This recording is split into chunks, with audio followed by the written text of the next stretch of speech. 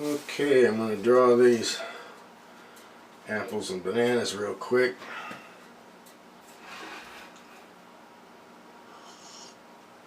And then see what we can do with the watercolor.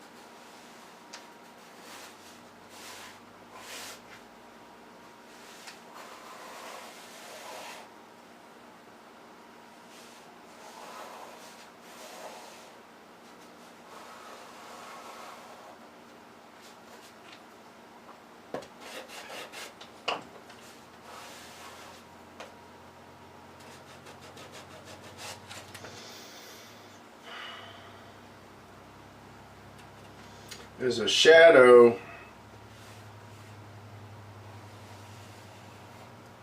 that goes underneath the banana, and I'm only going to draw, there's actually 1, 2, 3 bananas, but I'm only going to draw 2 because the third one you can barely see anyway. And then a shadow around the apple.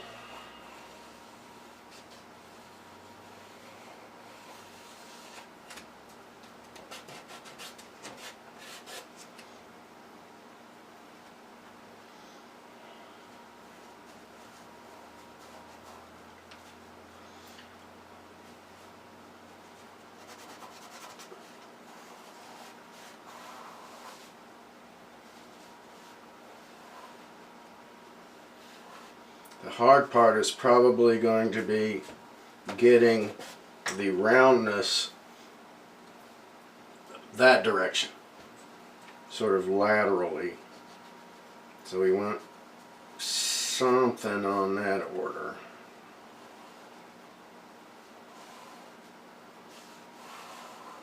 Let's bring this apple down here a little bit.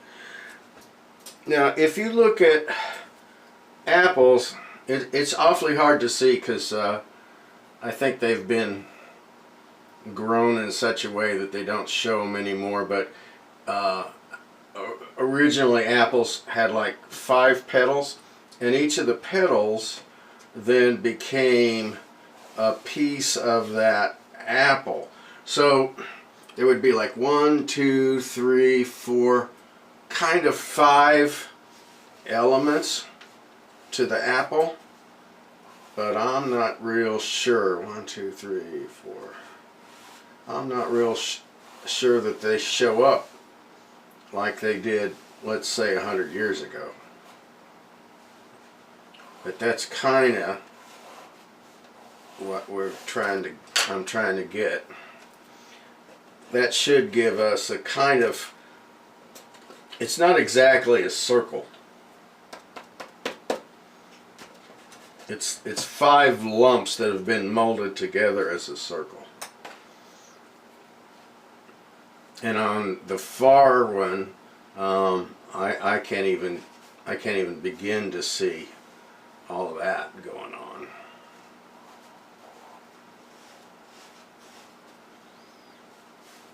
I do see like a flattened area here, like right there.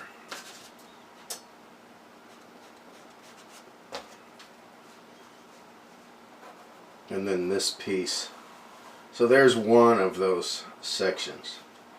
Maybe another one kind of like that. The banana itself, I don't know. What I can see from this is I see a big section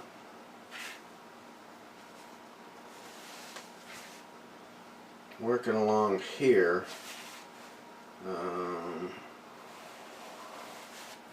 And that actually would be flat.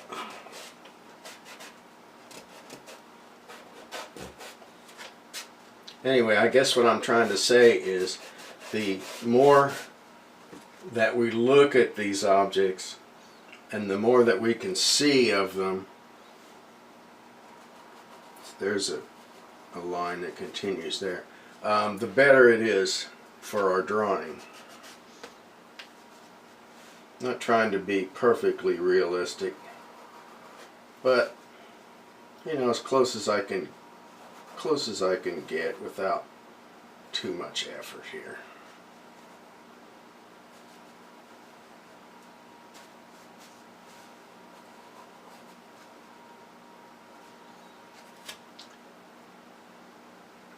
It's an awful dark pencil. That's a 2B. That's alright. There's also, this curve bends down, and mine I've got going up, so I would really want to do something more like that.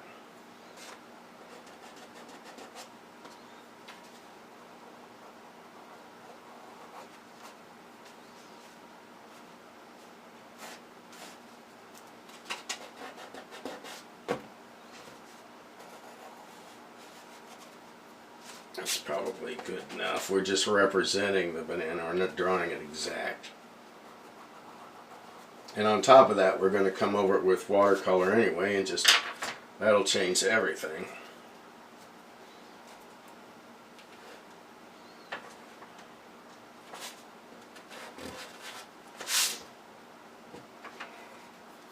Let's see what we got going on up here. Kind of the same thing is happening. We've got a curve and then it flattens out a little bit. I got a big curve and I'm not flattening it out. So I'm going to take it out to there. I need to sharpen my pencil.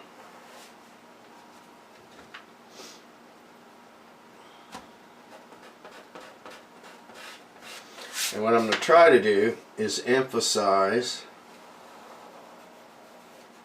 the fact that this banana comes out under, it starts out underneath the first one, want this, but and then takes over, comes out in front.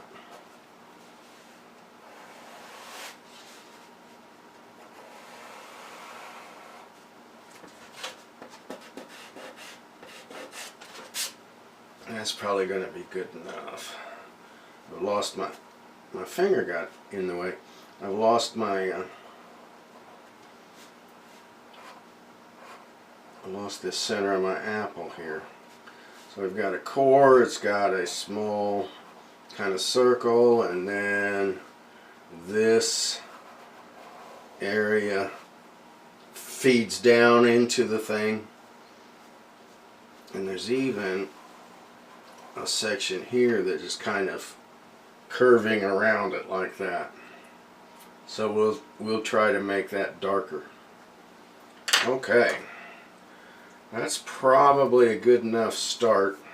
I'm going to clean this up slightly. And we can take our kneaded eraser and just kind of go over that, and I'll still be able to see my lines. They won't show up nearly so much in the final painting. In fact, we put enough paint on there, they may not be visible at all. Okay, so that's a decent start. Let me get some paint on there. I've got all my yellows in a separate palette.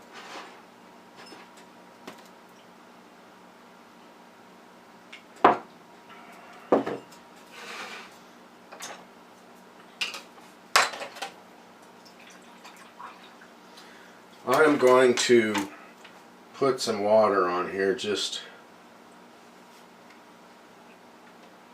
and I'm going to cover only the part that I've drawn, and I'm going to layer on a yellow over that whole thing.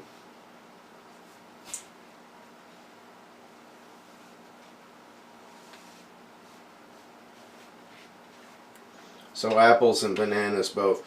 The apples have a yellow undertone to them.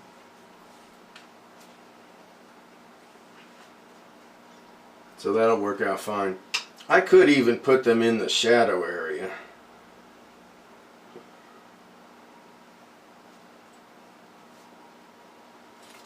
See if I got that completely wet. No, I did not.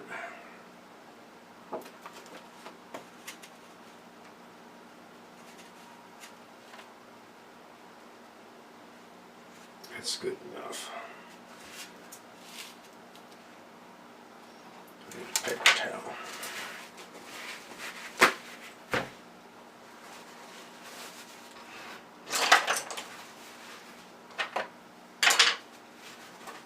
Okay, so I've got my yellows. This is kind of a this would be like lemon yellow, and that would be a darker, more reddish orange yellow. I'm going to take like a mid-tone. Just put it over the whole thing.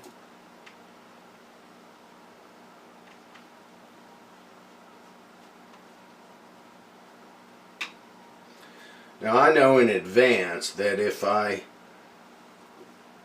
ordinarily you would want to save your whites, but I know in advance that I'm going to use white gouache, so I can go over the whole thing and not worry about whether I lose whites or not.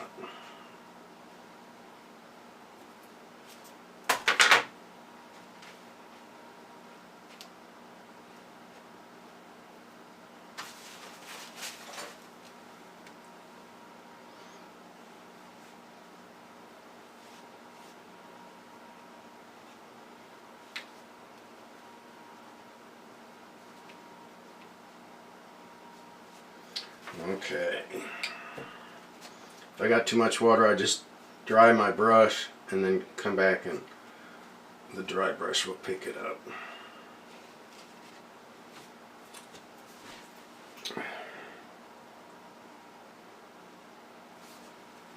we're going to have to let that dry for a second.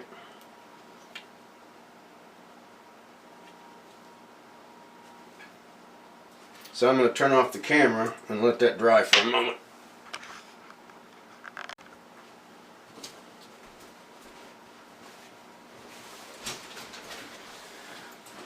It's still pretty wet.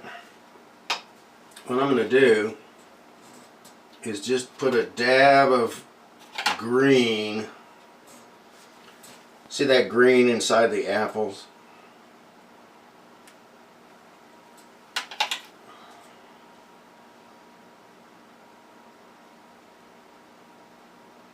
And I'm not going to worry too much about where it goes. In fact, I'm going to let some of it go on other parts of the apple. Just kind of stay away from the bananas, because the bananas don't have any green. They do have a little bit of red right there. And maybe just a touch there.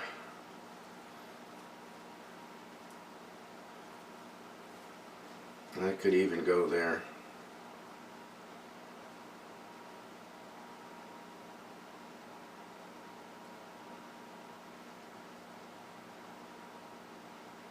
I'm going to leave that, well, I think I'll just do a little bit there.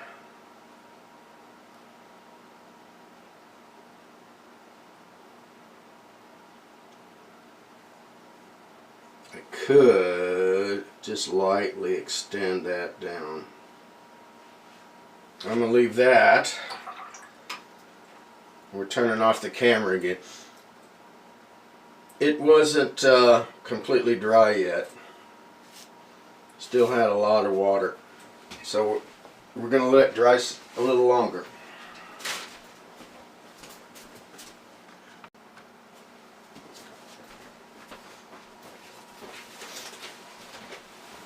Alright, now I'm going to put a little red on here.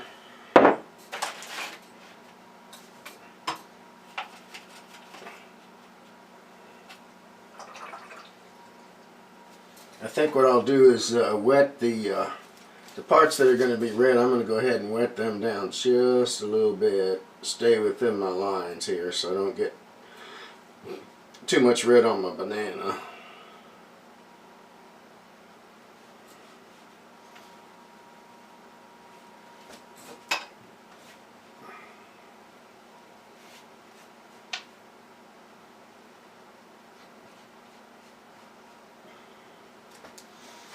Alright, so this is permanent red light.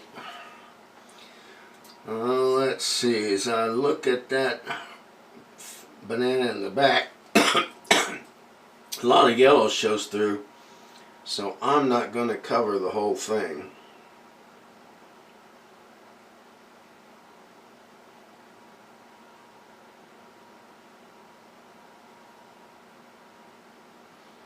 And I'm sort of following the what I hope is the roundness of it.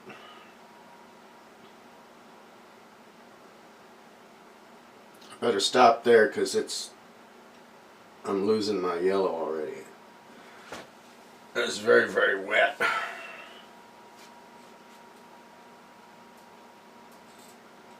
I'm going to go to a little bit darker. This is Quinn Rose. Doesn't really look much darker when I get it on there.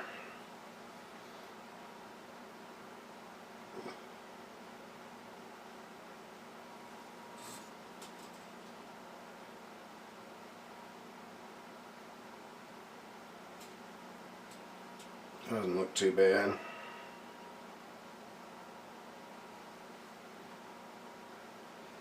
What else have I got? This is alizarin crimson. Oh, that's nice and dark. So I've got a shadow on the left hand side, so I'm making that darker.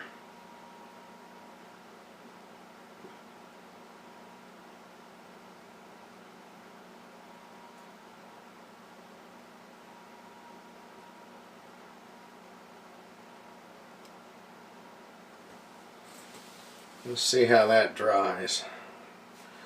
Do the same thing over on the other apple.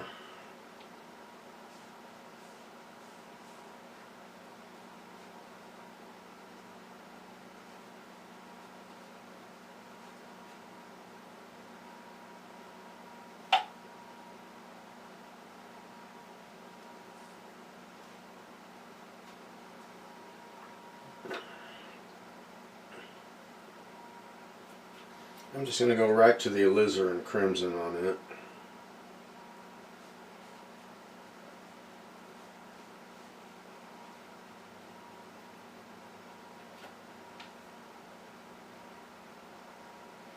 Now in this particular art technique, we're trying to go ahead and make our darks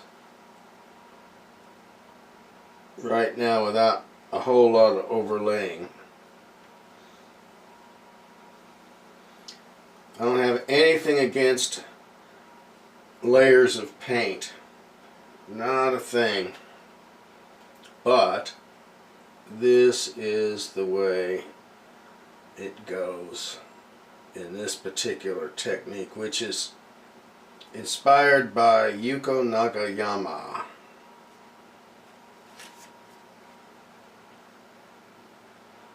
I seem to have gotten a lot of paint on there.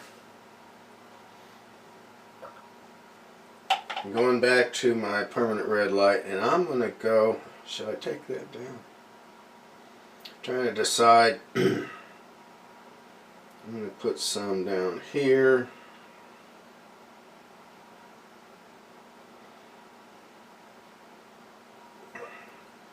And I'll have to go back in later and catch the bottom of that.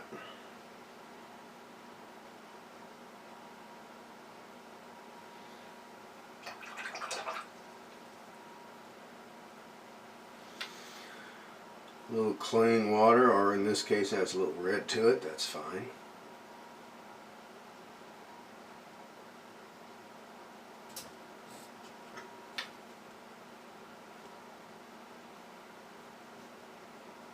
Now,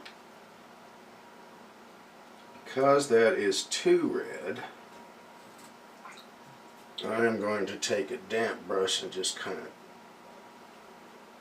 lose some of it.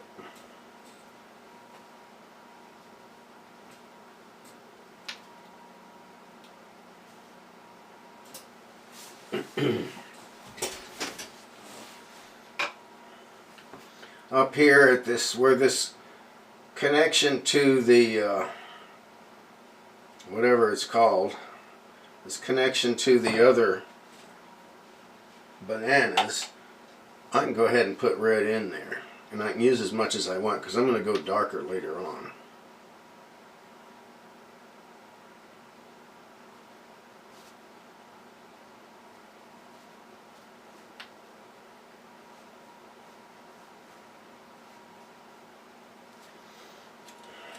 You can do the same at these ends.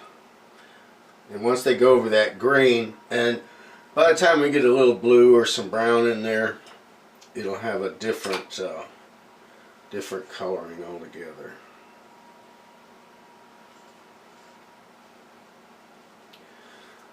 When I look at these shadows, I see some red in there, so I'm going to go ahead and put it in now. See if I can get that to bleed in from that other apple.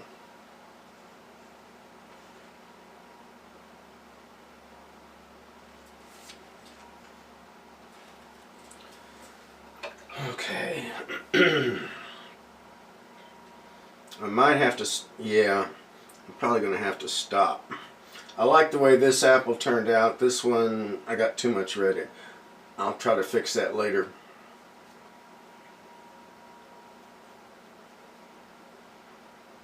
Let's see, let's go back to our yellows. I've got, I don't know what color that is, but it's a darker yellow.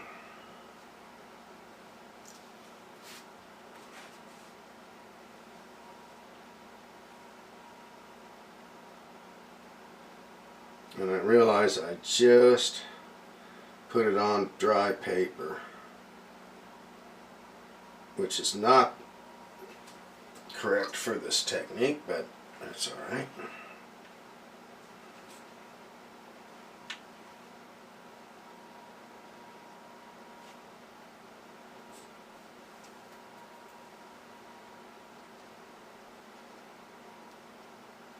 And if that drifts down into that shadow area, that's fine. Because the yellow would be reflected in the shadow area.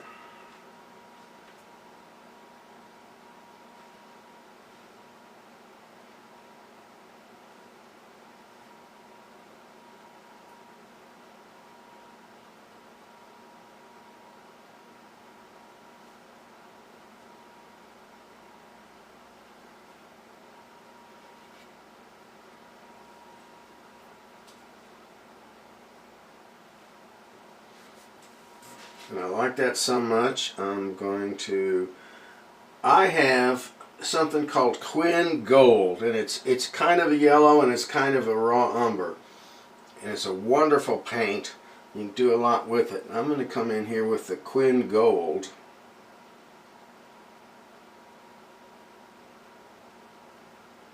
And tighten up that bottom shadow area.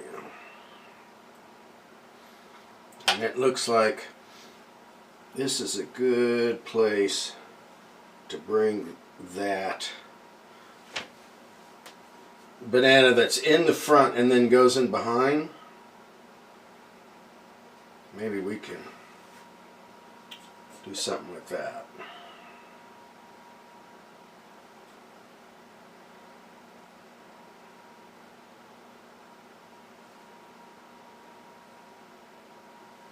Kind of like that. Now, where this dark is, if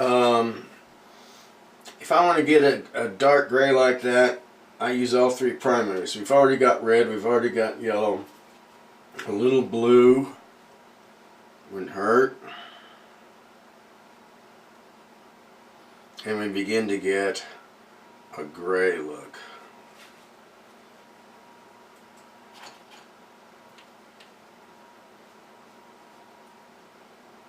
And because there's yellow already there, it goes into green, which is just fine because the top of that occasionally has a green coloring to it. That might work.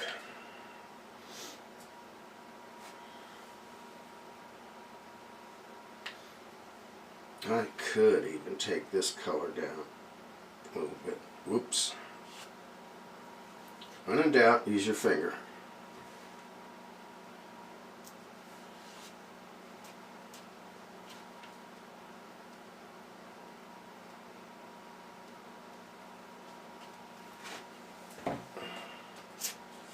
Well, that's not bad at all. If I do say so myself, which I guess I just did.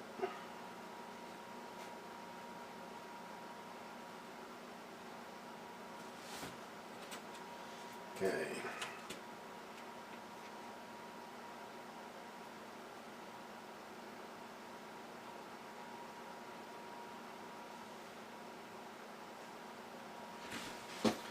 Alright, the same bluish color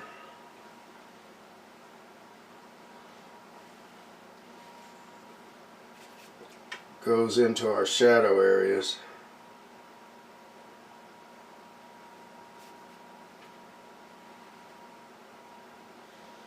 And it'll help me define that. Oops, boy, that's dark. Okay, clean the brush off. Kind of dampen it. There we go.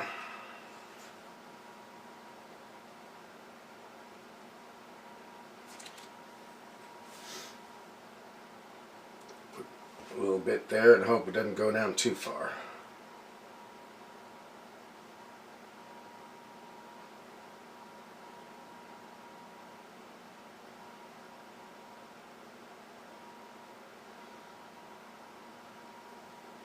So I got this wet and wet technique going. I just took a little alizarin crimson, just barely touched it into my blue. Let's see what we can do up here. Get a shadow color.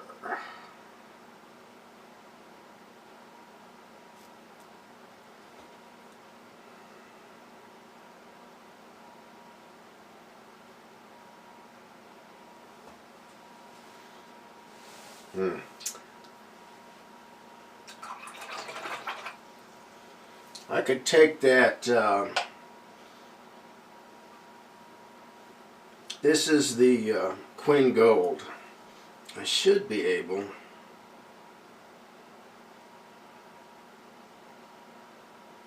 to make a few spots. Now I don't want to go, this banana is wetter than the other.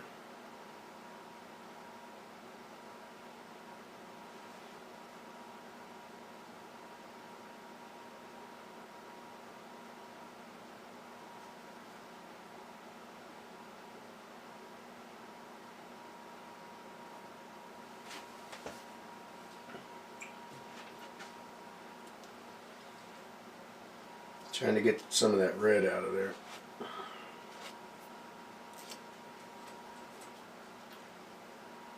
And we may be getting close to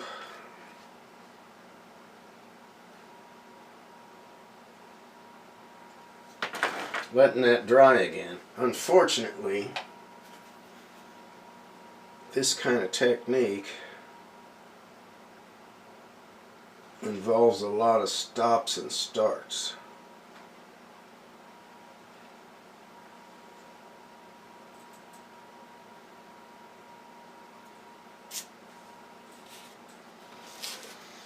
So, now you can see how my pencil lines show through, and I'm not the least bit worried about that, because they actually help define some of those shapes. And I will probably